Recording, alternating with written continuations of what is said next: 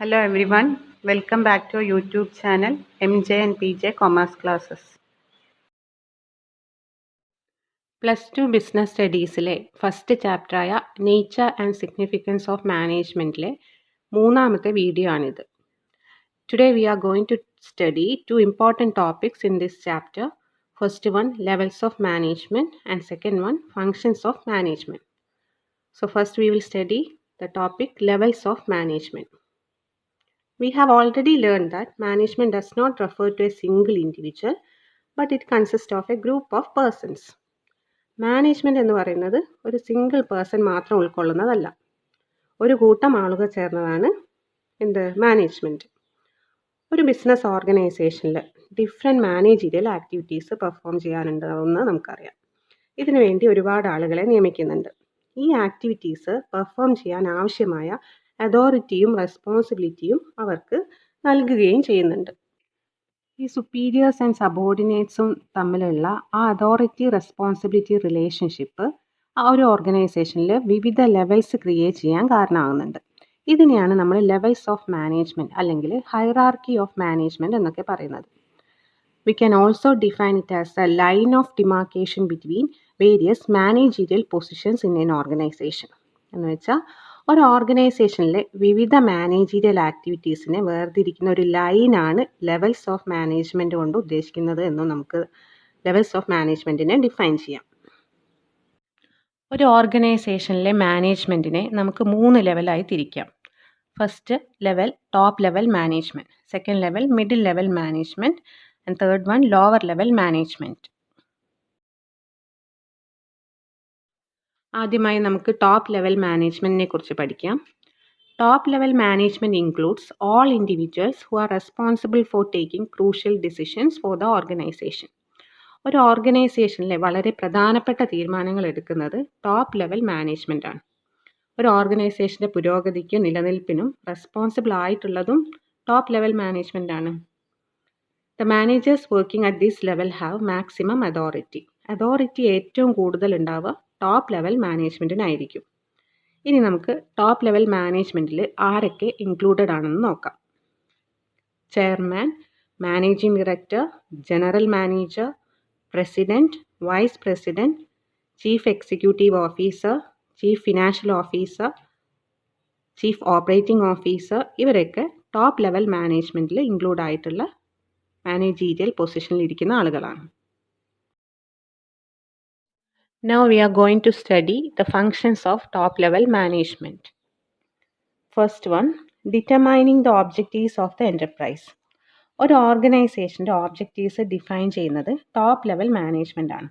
അതുപോലെ short term ആയിട്ടുള്ളതും long term ആയിട്ടുള്ള ടാർഗറ്റ് ഫിക്സ് ചെയ്യുന്നതും ടോപ്പ് ലെവൽ മാനേജ്മെൻ്റ് ആണ്.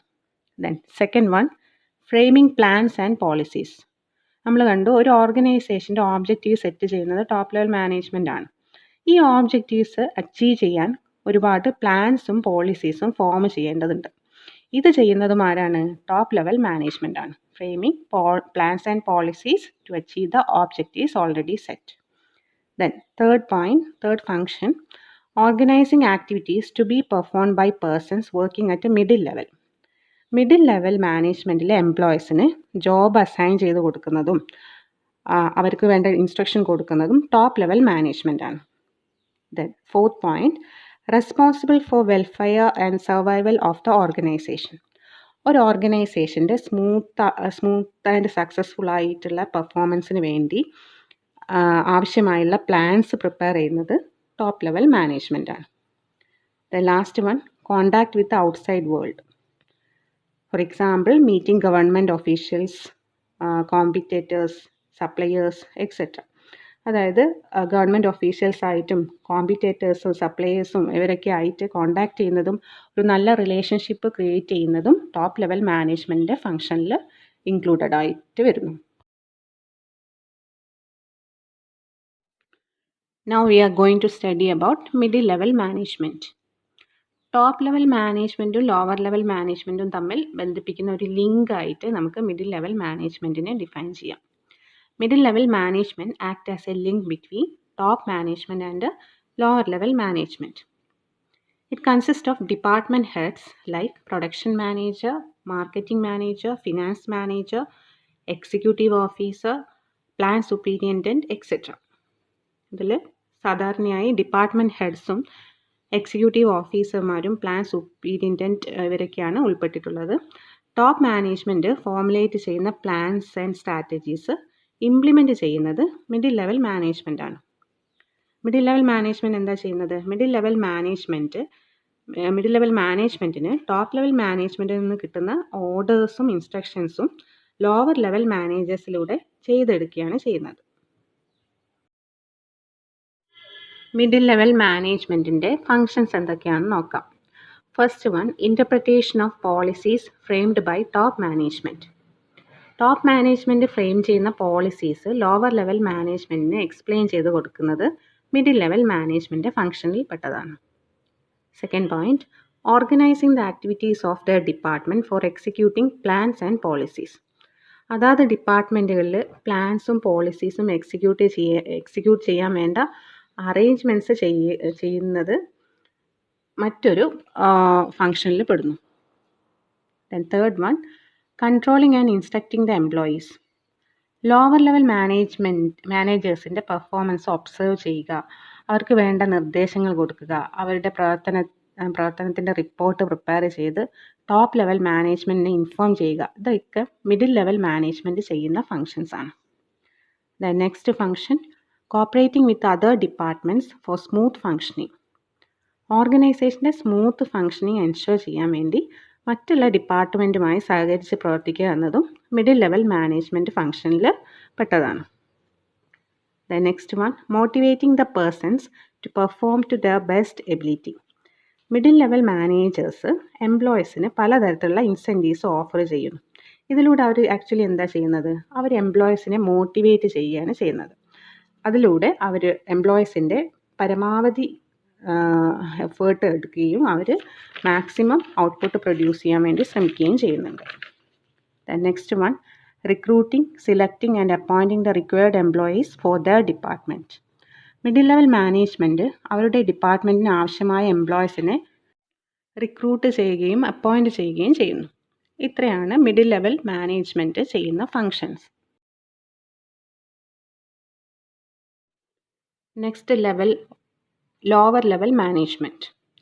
ലോവർ ലെവൽ മാനേജ്മെൻറ്റിനെ സൂപ്പർവൈസറി ലെവൽ, ഓപ്പറേഷണൽ ലെവൽ എന്നൊക്കെ വിളിക്കാം. അതോറിറ്റി ഏറ്റവും കുറവുള്ളത് ലോവർ ലെവൽ മാനേജ്മെൻറ്റിനാണ്. ഒരു ഓർഗനൈസേഷൻ പ്രൊഡ്യൂസ് ചെയ്യുന്ന ഔട്ട്പുട്ടിൻ്റെ ക്വാണ്ടിറ്റിയും ക്വാളിറ്റിയും അവിടുത്തെ ലോവർ ലെവൽ മാനേജ്മെൻറ്റ് എഫിഷ്യൻസിയെ ഡിപ്പെൻഡ് ചെയ്തിരിക്കും. They are responsible for maintaining discipline among the workers. Supervisors, foreman, sub department executives, clerk ഇവരൊക്കെയാണ് ലോവർ ലെവൽ മാനേജ്മെൻറ്റിൽ ഉൾപ്പെട്ടിട്ടുള്ളത്. Functions of lower level management. First point, representing the problems and grievances of workers. സബോർഡിനേറ്റ്സ് ആയിട്ട് direct contact ഉള്ളവരാണ് lower level managers. അതുകൊണ്ട് തന്നെ അവരുടെ problems മനസ്സിലാക്കാനും അത് മിഡിൽ ലെവൽ മാനേജേഴ്സിനെ ഇൻഫോം ചെയ്യാനും ലോവർ ലെവൽ മാനേജേഴ്സിനാണ് സാധിക്കുക. Second one, maintaining good working conditions and developing healthy relation between superiors and subordinates. നല്ലൊരു working condition, working environment create ചെയ്യാനും ഒരു healthy relation between superior and subordinate create ചെയ്യാനും lower level മാനേജേഴ്സിനാണ് സാധിക്കുക. Then third one, looking to safety of workers. വർക്കേഴ്സിന് safe and secure ആയിട്ടുള്ള working environment provide ചെയ്യുക എന്നത് ലോവർ ലെവൽ മാനേജ്മെൻറ്റ് ഫംഗ്ഷനിൽ പെടുന്നു. The next one, helping the middle level management in recruiting, selecting and appointing workers. വർക്കേഴ്സിനെ recruit ചെയ്യാനും select ചെയ്യാനും middle level മാനേജ്മെൻറ്റിനെ ഹെൽപ്പ് ചെയ്യുക എന്നതും ലോവർ ലെവൽ മാനേജ്മെൻറ്റ് ഫംഗ്ഷനിൽ പെടുന്നു. Then communicating with workers and welcoming of their suggestions. Lower level managers എംപ്ലോയീസുമായിട്ട് communicate ചെയ്യുകയും അവരെ മോട്ടിവേറ്റ് ചെയ്യുകയും അവരുടെ നല്ല സജഷൻസിന് റിവാർഡ് കൊടുത്ത് അവരെ എൻകറേജ് ചെയ്യുകയും ചെയ്യുന്നുണ്ട്. ഇതുകൂടാതെ വേസ്റ്റേജ് മിനിമൈസ് ചെയ്യാനും ക്വാളിറ്റി ഓഫ് ഔട്ട്പുട്ട് മാക്സിമൈസ് ചെയ്യാനും ലോവർ ലെവൽ മാനേജ്മെൻറ്റ് ശ്രദ്ധിക്കുന്നുണ്ട്. ഇത്രയും ഫങ്ഷൻസാണ് ലോവർ ലെവൽ മാനേജ്മെൻറ്റിൽ വരുന്നത്. ലെവൽസ് ഓഫ് മാനേജ്മെൻറ്റ് എന്ന ടോപ്പിക്കാണ് നമ്മളിപ്പോൾ ഡിസ്കസ് ചെയ്തത്. ഇത് എക്സാമിന് വരുന്ന ക്വസ്റ്റ്യൻ ആണ്. ലെവൽസ് ഓഫ് മാനേജ്മെൻറ്റ് 1 മാർക്കിന് ചോദിക്കാറുണ്ട്. ഏത് ലെവലിൽ പെടുന്നു എന്ന് ഐഡൻറ്റിഫൈ ചെയ്യാൻ 1 മാർക്കിന് ചോദിക്കാറുണ്ട്. അതേപോലെ തന്നെ ഏതെങ്കിലും ഒരു ലെവലിലെ ഫങ്ഷൻസ് മെൻഷൻ ചെയ്യാൻ അല്ലെങ്കിൽ എക്സ്പ്ലെയിൻ ചെയ്യാൻ വേണ്ടിയിട്ടും ക്വസ്റ്റ്യൻ ചോദിക്കാറുണ്ട്. വലിയ മാർക്കിൻ്റെ ക്വസ്റ്റ്യൻ ആണ് ചോദിക്കുന്നതെങ്കിൽ ഇതുപോലെ ഒരു പിരമിഡ് വരച്ച് അതിനെ 3ആയിട്ട് ഡിവൈഡ് ചെയ്ത് ഓരോ ലെവൽസിലും വരുന്ന ആളുകളെ മെൻഷൻ ചെയ്ത് എക്സ്പ്ലെയിൻ ചെയ്യുന്നതായിരിക്കും നല്ലത്.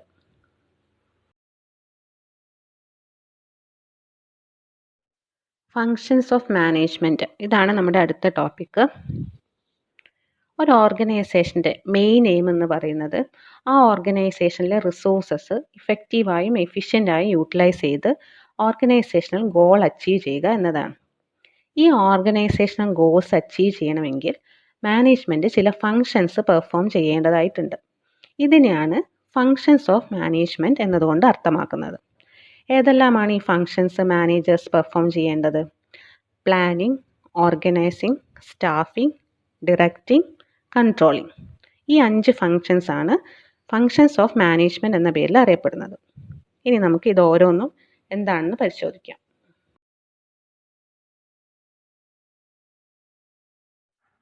First function, planning. Planning is the first function performed by every manager. Planning bridges the gap between where we stand today and where we want to reach. Business point of വ്യൂവിൽ മാത്രമല്ല, നമ്മുടെ daily ലൈഫിലും planning വളരെ important ആണ്. ഏതൊരു ആക്ടിവിറ്റിയും successful ആവണമെങ്കിൽ അത് പ്രോപ്പറായിട്ട് പ്ലാൻ ചെയ്തിരിക്കണം. If you fail to plan then you plan to fail എന്നാണ് പറയാറ്. ഒരാൾ പ്ലാൻ ചെയ്യാൻ ഫെയിലാവുന്നത് അയാൾ ഫെയിലാവാൻ പ്ലാൻ ചെയ്യുന്നതിന് സമാനമാണ്. Planning is deciding in advance what to do, how to do, when to do and who is going to do it. ആര് എന്ത് activity എങ്ങനെ എപ്പോൾ ചെയ്യണം എന്നെല്ലാം മുൻകൂട്ടി തീരുമാനിക്കുന്നതിനെയാണ് പ്ലാനിങ് എന്ന് പറയുന്നത്. മറ്റെല്ലാ മാനേജ്മെൻറ്റ് ഫങ്ഷൻസിൻ്റെയും ബേസ് ആയിട്ടുള്ളതും പ്ലാനിങ് എന്ന management ഫങ്ഷനാണ്. Then second function, organizing. It involves dividing the tasks, assigning duties, establishing authorities and responsibilities, and arranging resources. ഒരു ഓർഗനൈസേഷനിലെ മൊത്തം ടാസ്ക് ഏതെല്ലാമാണെന്ന് ഐഡൻറ്റിഫൈ ചെയ്ത് ഈ ടാസ്കിനെ ഓരോരുത്തർക്കായി അസൈൻ ചെയ്ത് കൊടുത്ത് അതിന് വേണ്ട റിസോഴ്സസ് അറേഞ്ച് ചെയ്ത് കൊടുക്കുന്നത് ഓർഗനൈസിങ് എന്ന മാനേജ്മെൻറ്റ് ഫങ്ഷനിൽ വരുന്നു. ഹ്യൂമൻ റിസോഴ്സസും ഫിസിക്കൽ റിസോഴ്സസും ഒന്നിച്ചു കൊണ്ടുവരുന്ന ഒരു ഫങ്ഷനായിട്ട് നമുക്ക് ഓർഗനൈസിങ്ങിനെ ഡിഫൈൻ ചെയ്യാം. Then next function, staffing. Recruitment, selecting, appointment of employees, assigning duties എന്നിവയെല്ലാം സ്റ്റാഫിംഗ് ഫങ്ഷനിൽ പെടുന്നതാണ്. എംപ്ലോയീസിന് കൊടുക്കുന്ന ട്രെയിനിങ്, പ്രോപ്പർ ട്രെയിനിങ് പ്രൊവൈഡ് ചെയ്യുന്നത്, ഇതൊക്കെ സ്റ്റാഫിംഗ് ഫങ്ഷൻ്റെ ഭാഗമായിട്ടാണ് വരുന്നത്. The next function, directing. എംപ്ലോയീസിനെ അപ്പോയിൻറ്റ് ചെയ്ത് കഴിഞ്ഞാൽ അവർക്ക് പ്രോപ്പർ ഇൻസ്ട്രക്ഷൻ കൊടുത്താൽ മാത്രമേ അവർ നന്നായി വർക്ക് ചെയ്യുള്ളൂ. എംപ്ലോയീസിന് പ്രോപ്പർ ഇൻസ്ട്രക്ഷൻ കൊടുക്കുക, അവരെ മോട്ടിവേറ്റ് ചെയ്യുക, അവരുടെ പ്രവർത്തനങ്ങൾ സൂപ്പർവൈസ് ചെയ്യുക, അവരുമായി കമ്മ്യൂണിക്കേറ്റ് ചെയ്യുക, ഇതെല്ലാമാണ് ഡയറക്റ്റിംഗ് ഫങ്ഷനിലൂടെ മാനേജേഴ്സ് ചെയ്യുന്നത്. Then last function, controlling. Controlling ഫങ്ഷനിൽ മാനേജേഴ്സ് എന്താണ് ചെയ്യുന്നത് വെച്ചാൽ ആക്ച്വൽ പെർഫോമൻസും സ്റ്റാൻഡേർഡ് പെർഫോമൻസും തമ്മിൽ കമ്പയർ ചെയ്യും. ഇത് തമ്മിൽ ഡീവിയേഷൻ അല്ലെങ്കിൽ ചേഞ്ച് ഉണ്ടോ എന്ന് പരിശോധിക്കും. ഉണ്ടെങ്കിൽ അതിൻ്റെ കാരണം കണ്ടെത്തുകയും അത് നിയന്ത്രിക്കാൻ വേണ്ട അല്ലെങ്കിൽ അത് മിനിമൈസ് ചെയ്യാൻ വേണ്ട മെഷേഴ്സ് എടുക്കുകയും ചെയ്യുന്നു. ഒരു എക്സാമ്പിൾ പറയാം. ഒരു ഓർഗനൈസേഷൻ പ്ലാൻ ചെയ്തത് 1000 യൂണിറ്റ്സ് പ്രൊഡ്യൂസ് ചെയ്യാനാണ്. ഒരു product 1000 unit per month produce ചെയ്യുക എന്നതാണ് അവരുടെ ടാർഗറ്റ്. അതായിരുന്നു സ്റ്റാൻഡേർഡായിട്ട് അവർ സെറ്റ് ചെയ്തിരുന്നത്. പക്ഷേ അവർ ആക്ച്വലി പ്രൊഡ്യൂസ് ചെയ്തത് 800 യൂണിറ്റ് ആണ്.